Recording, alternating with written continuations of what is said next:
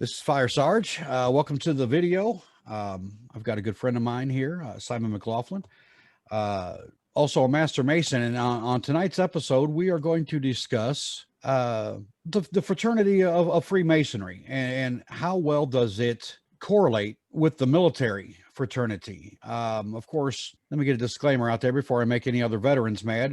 Simon and I are both veterans of the U.S. Army. Simon deployed to Afghanistan, and I was in the first Desert Storm, the first Iraq War.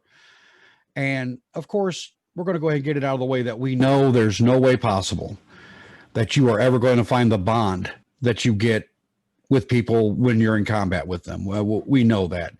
And unless somehow we can get together and have someone throw hand grenades at us, it's just not going to happen. So, but we are going to discuss, the void that leaves you with, right? When you ETS, when you get out of the military, how do you fill that void? What do you do? So Simon is a newly made Master Mason within the fraternity, which I am also a Master Mason, a 32nd degree Scottish Rite Mason, and a past master of our lodge. So if you're a veteran and you're out there looking to replace your that fraternity, that bond, that brotherhood, Freemasonry might not be that far of a difference for you. So that's what we're going to discuss tonight, with Simon being made a brand new Master Mason and having been, Operation Enduring Freedom. All right. So, give us a little background about yourself. You served in the U.S. Army. Yeah. From September of 1999 to 2008, right at the 9-year mark, I got out. I had twins. They were just turning 1 year old. And I just decided that staring down the barrel of another deployment, I just felt that I was needed more back home. Yeah, I can understand that. I can. And I just, I always thought about, well, what if I got back in? What if I got back in? Well, 1 year turned to 2. And finally I was staring at my retirement date. That came and went. Sure. And that was kind of I guess almost like a midlife crisis moment for me. And, I even looked at getting back into the National Guard, even up until right before I joined the fraternity. And it sounded really good. I'm still young enough I could get in, but would it make the most sense? I'm 40 friggin' years old. What all am I going to do? Be a broke old man that's chasing after a bunch of 17 and 18-year-olds? Right. Yeah. You get labeled grandpa, right. as soon as you show up that first day in uniform, I have trouble as it is trying to remember that I'm not 25. So, everything's great. I've got a great home life, great wife, 2 great kids that are 13, a son and a daughter. But there was just something missing to my life. And, it's just you're missing the camaraderie. You're missing your battle buddies. You're missing your fire team, your squad, even having your platoon daddy looking after you. Sure. All that stuff. And I tried a couple of different things to try to fill that void. I even started going to church, trying to get a little more spiritual. And, I did enjoy, I got a little bit out of it, but I'm just not a church person. Right. And, that I don't know, there's just something wasn't clicking with me. Not that I have any problems with church. It's just, I don't know. I enjoy it to an extent, but I don't feel what others feel. Okay. And, shortly thereafter, you contacted me and we started talking about joining the fraternity. Well, I kind of noticed, and prior to you joining the fraternity, we've been friends for I can't even think 13 how many years. 13 I've known you. Wow, I've known you before the kids. Wow, yeah, this is true. So, wow, has it really been 13 years? It's closer to 14. Wow, time flies, brother. Yeah. Well, there was a turn in the fraternity. For quite a few years, we weren't allowed to recruit. Going way back, anciently speaking, to the beginnings of Freemasonry, we were not allowed to approach someone and say, "Hey, I think you'd be good for us, and we would be good for you." We weren't allowed to do that. It was a thing where you had to seek us out. And over the centuries, I think that has caused that's caused some damage to the fraternity. So you know, pretty soon no one knows who we are. They don't know what we're about. No one, I mean, in the super information highway of the world today, you know, how many people actually sit down and say, "Hi, I saw a bumper sticker today. What's a Freemason?" You know, I mean, most people think they're journeymen and they do bricklaying or something like that. That's what I thought they were. And I joined before you could be, you know, before the recruiting was allowed. So, you know, all of a sudden Freemasonry finds itself losing its numbers. We are not as large as we were, say, in the early 1900s. So they changed their stance on that. And of course, you know, you being ex-military, or former military, I shouldn't say ex because none of us are ex anything, a former military, and knowing you, you know, on a friendship basis, you know, there was no doubt in my mind that it would fit for you. And I knew, you know, from conversations with you that you were missing that part in your life, that you were seeking for that thing to be involved with that's bigger than you, that you can actually give towards, have that purpose to serve something that's larger than you are. Because I mean, let's face it, in the military, that's what you are, right? I mean, from the lowliest E1 to the highest 5-star general. I mean, you're serving something larger than yourself. Right. And in doing so, you create a bond with the others that you're serving with. So I knew you were searching for that. So describe for me, if you can, I mean, especially for people that might be watching this that aren't veterans or have served, what's that bond like to have those brothers in battle? What's that like to you? Ah, yeah. Well, that's a good one. It is. It's a difficult one, isn't it? I imagine the if you have siblings, if you have a brother or a sister, and imagine the moment in your life when you're just about as close as you two could be together. You know, I'm not talking about Jamie and Cersei Lannister close, but close. and and maybe multiply it by about 5 times. There you go. It's you know it's living in a barracks. It's living in a plywood hut that's 30 feet long with 15 people in it. And I mean, you know everybody's in and outs. You know what Right. makes them sick. You know if they're having a bad day. You know if they got a shitty letter from home. Sure. And you know Yeah. you're right there alongside them. You're comforting them. You're crying with them. You're laughing like you've never laughed before in a combat zone with some of your closest buddies. Doing some really goofy stuff to each other. I mean, Absolutely. just for the entertainment to cut the boredom.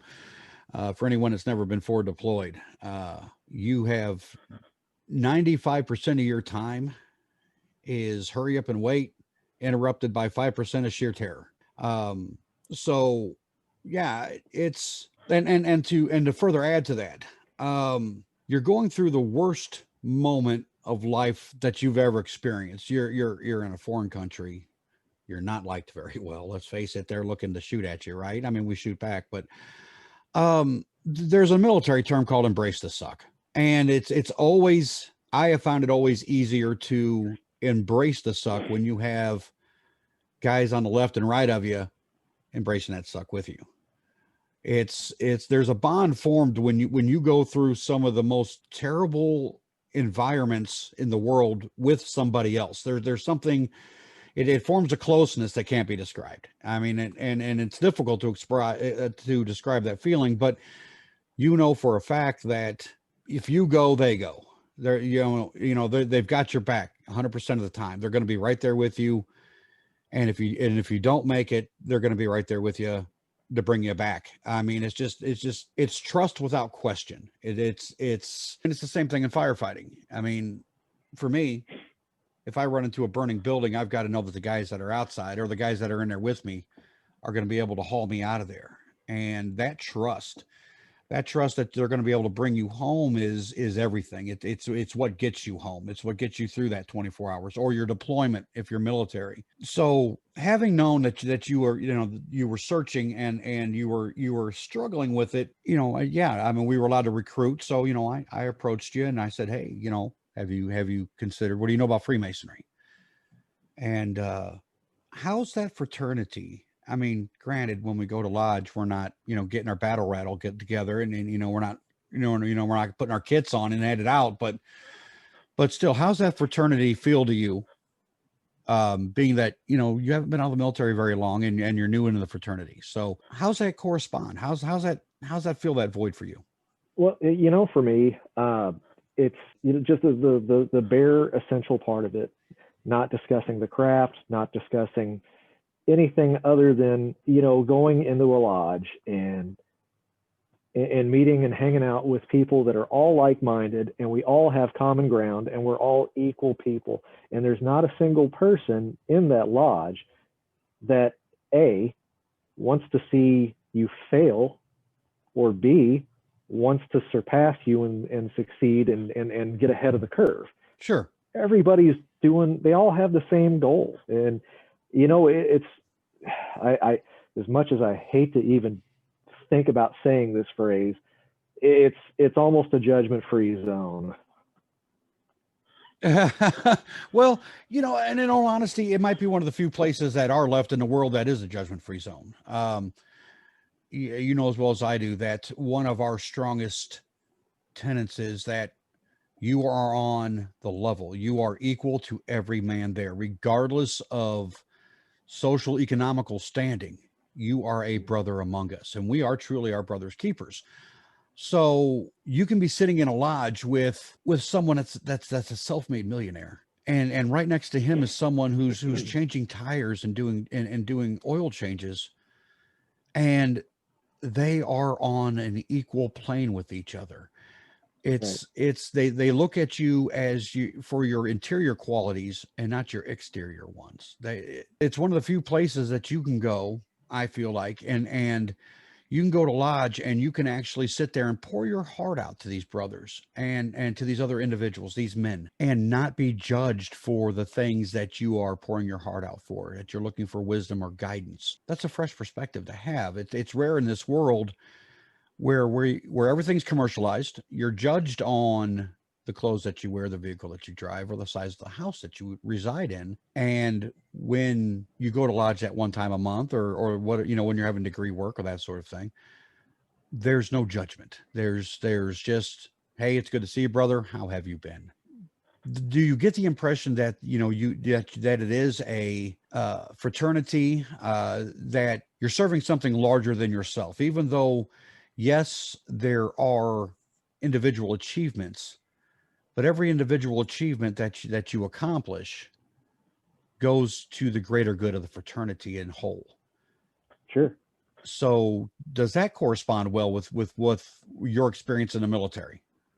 Absolutely. It goes right up there with trying to help your brother out, trying to lift him up. And it's something bigger than yourself. You nail it right on the head.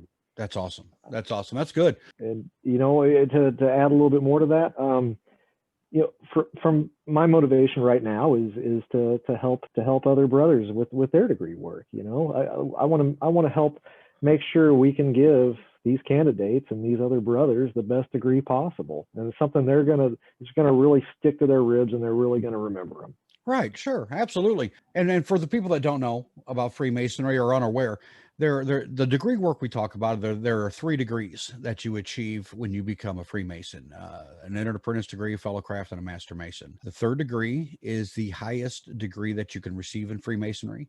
Although, yes, at the beginning of the episode, you did hear me talk about the 32nd degree. That is an appendant body of Freemasonry, which is the Scottish Rite Freemasonry, and it is not higher than the 3rd degree. You can receive no degree higher than the 3rd. It is the highest degree in Freemasonry. And actually, you cannot become part of the Scottish Rite Masons without being a Master Mason or having that 3rd degree. So there's a certain amount of the degree work that you have to memorize, because everything we do, all the ceremonies which we have, we all do it. We do it from memory. And these ceremonies haven't changed in probably 300 years. It's the same in the early 1500s when Freemasonry first made its way into cultures across Europe. It's the same ceremonies that we practice today. It's the same ones. The wording may have changed from time to time, and and from continent to lodges in different jurisdictions, but it's still the same core ceremonies. So that's when we talk about those ceremonies, that's what we're talking about. When you become an apprentice, you have to learn or memorize a certain portion of that ceremony before you're allowed to move on to the next rank of that to become a fellow craft. And the same thing when with a fellow craft to move on to Master Mason. So that's what he's talking about. And it takes one Mason to teach another. They are they're written in code, and it takes one Mason to teach another Mason how to read that code. So it promotes fraternity. It promotes spending time with your fraternal brother, and it helps you subdue passions. It helps you, for a single man, it keeps you out of the bars, keeps you from getting yourself out there drunk, doing things you probably shouldn't be doing, because it takes time to be a Freemason. Anyone that says that it's, one time a month for a couple of hours. Yeah, just like 1 weekend a month, 2 weeks in the summer. Yeah. There's a little bit more to it than those descriptions. So I found that, with me, I was a firefighter before I became a Freemason. So I found that fraternity after the military that was missing, but I think Freemasonry made me a better firefighter to my brothers anyway, or sisters of firefighting. I believe that it has taught me some humility. It has definitely taught me some patience that I didn't have in my life prior to it, and how to better treat other people around me, in the world per se. Like I said at the beginning, I know there's no way to replace that bond that you get in combat, but has it helped you? Has being, in the fraternity, has it helped take up that void that you were missing? Oh, very much so. Yeah. There was definitely there was a hole. There was a hole, and this is as about as complete as I have felt in years. That's awesome. That's awesome. And it's not even just that. It's I guess the good energies and stuff like that. Sure. If you subscribe to that sort of thing, it's even helped calm me down. It's helped. I'm not so quick to get on Facebook and launch a tactical nuke every time I see something I disagree with. Right. Something as simple as it's kind of calmed me down. I've gained a little bit more empathy towards everybody else's situations. Awesome. That's good. That's good, because that's what it teaches. I mean, that's what it teaches us, right? It teaches us to be better for our families, for our neighbors that just people in general that aren't Freemasons, and to each other as well. Especially right now in a climate that everyone. I mean, the social climate right now in the world is so terrible. It's so easy to point fingers, to launch insults, to launch attacks, to condemn something that you don't understand and are not willing to understand. And it's refreshing to be a part of something as large as Freemasonry that gives you the ability to leave those things at the door. Yeah. If you are a veteran, if you are a former firefighter, police officer, if you are someone that is looking for that fraternal bond, for that reason to be a part of something larger than you, try freemasonry.org is where you want to Google. There's links on there for you to fill out a petition. There's also more information than what we're going to share on this show about who we are, what we do. We can make that a show about that, but I challenge you to go find the information for yourself. You'll be happy that you took that journey. For the people that don't know what Freemasonry is, we are the world's oldest fraternity. We are not a religion, although we have very strong religious undertones to our fraternity. We are not devil worshipers. We're not a new world order. And before anybody says that's because I'm not high enough in the fraternity, we're just not going to go there, right? We're not going to go there. Right. We're not going to, because we can spend hours talking about conspiracies. I was doing some searching on Amazon the other night, and I came across a book talking about all the evils of Freemasonry, and it was great. And the crazy thing was, this was a retired Marine lieutenant colonel. Oh man. Yeah. That wrote the book? That's the author of the book? That wrote the book, yeah. And apparently he was, I guess he was 32nd degree Scottish Rite as well. Wow. And he left the fraternity. I've ran into quite a few videos on YouTube about people that stated they were Freemasons at one time, and as they advanced in the fraternity, they found out that you know that we stole children from their beds in the middle of the night, or some new world order, or whatever be the case. My answer to that is this: if we were truly an evil organization, if we were some secret society that a new world order, we would have not have existed in the world for as long as we've existed. We wouldn't have the numbers that we've had over all these centuries. So, but people are going to believe what they're going to believe. But if you are interested in becoming a Freemason, by all means, either go to or beafreemason.org, or just Google the Grand Lodge of the state. If you're in the United States, the Grand Lodge at which, in the state in which you reside, just Google Freemason Lodge near me. Most lodges are on the internet, and they advertise what time they're going to be there. All you got to do is show up, knock on the door, and they will be happy to take you on a tour and answer any questions that you might have as far as what we're allowed to answer. Now, just because I say we're not a secret society doesn't mean we're not a society with secrets. And the things that we are secretive about is how one Mason recognizes another. There are certain handshakes and certain phrases that we could say that if I was out in public and didn't know Simon, but I just happened to glance that he had a ring on, or see a bumper sticker on the vehicle that he was walking to in the grocery store parking lot, there's a phrase or two that I could say that would identify myself to him as a brother. Those are the things we're secretive about.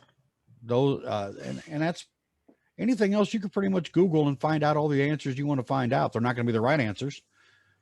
They're going to be some perverted version of the right answers, but everyone's got their opinions. So with us not being a religion, did you feel, or do you feel a spiritual connection? Oh yeah, definitely. Do you feel? I find more spirituality in that lodge than I ever did when I went to a church service. And we're not sitting there, preaching any certain passages generally, and there's no sermons, but it's definitely belief in a higher power for sure. Well, absolutely. I think for me, I leave when I'm done with lodge. I leave feeling centered. There's a peace to my spirit, to my soul, that for the whole month before our meeting, and even with our lodge, we meet twice a month, but those in between times, of course, the stresses of the world and mainstream media and just basically around the house get to you, and it seems to me that after I go to lodge, I feel more centered. I feel more relaxed. I even return home and I feel like I have more patience for my family that I may not have had before I went to lodge that day. Which is, it's odd that it does that. But it does. It helps recenter, just getting away and being able to step away from the family and being around brothers that are experiencing the same things you're experiencing, just like I was talking about embracing the suck, right? And I'm not saying that my home life sucks. I've got an outstanding family, outstanding granddaughters, and an outstanding wife, and by all means, they are very supportive of my family. And as you know, there's members of my family that are also Freemasons, but I can still go to lodge and step away from the chaos that is home and get that just a couple of hours, just a breather, just to recenter, refocus. And I feel like I return and I'm a better husband and a better family member for it being in my life, for Freemasonry being a part of my life. So, do you experience that with the short amount of time that I've been a Freemason since 2006, or Master Mason since 06? Do you feel that you come away from lodge with a more centered, your spirit is less chaos? Sure. Yeah. Heck, on the drive home, anytime I'm in the car, I'm listening to a podcast. But 9 times out of 10, if I'm driving home from lodge, I've got the podcast playing, but I couldn't tell you what the heck they were talking about. Just because I'm just so, calm, cool, and collected, and I'm just kind of reflecting on the events of the evening.